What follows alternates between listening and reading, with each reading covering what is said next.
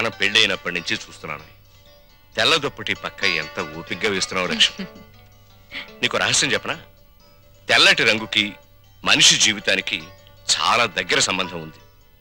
ఎలాగో చెప్పమంటావా? పుట్టిన బిడ్డని తెల్లటి గుడ్డ పూతిళ్లలో నిద్రపుచ్చుతారు. పెళ్లిపేటల మీద పెళ్లి కూతురు తెల్లచీరే కట్టుకుంటుంది. ఎంతటి మహారాజైనా కన్ను మూసాక తెల్లటి గుడ్డే కప్పి సాగనంపుతారు. అబ్బా ఏమిటండి ఆ మాటలు? అన్నట్లు ఈరోజు గుడికి వెళ్ళానా, అక్కడ ఓ చక్కటి పిల్లని చూశాను.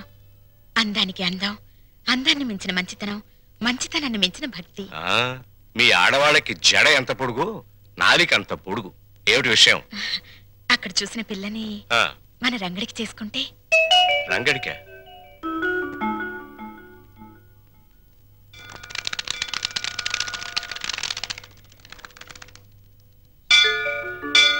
లక్ష్మి, నువ్వు చెప్పిన పిల్ల ఎక్కడ కనిపించదే? మెట్లన్నీ కడిగేస్తున్నాయిగా, బహుశా గుళ్ళోకి వెళ్ళిందేమో.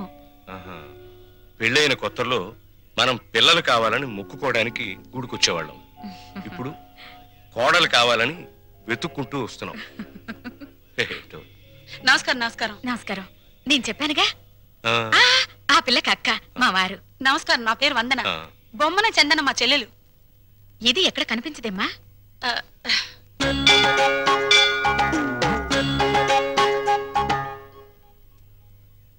నూటొక్క దంపతుల పాదాలు కడిగితే ప్రేమించిన వాడితో త్వరగా పెళ్ళవుతుందని ఒక స్వాములు వారు చెప్పారు. చాలా మంచి అమ్మాయి అండి. ఆ అమ్మాయి కోసం మనం కూడా లైన్లో నిలబడదాం.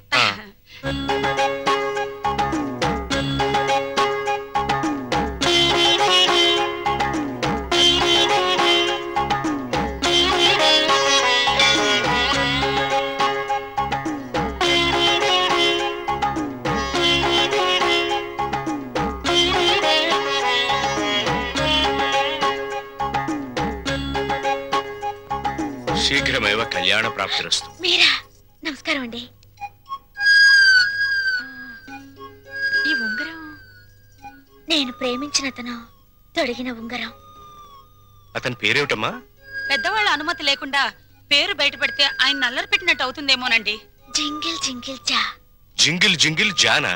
అదేం భాషమాయ్? అది ఆయనకి నాకు ఉన్న ప్రేమ సంకేతం. లవ్ కోడట.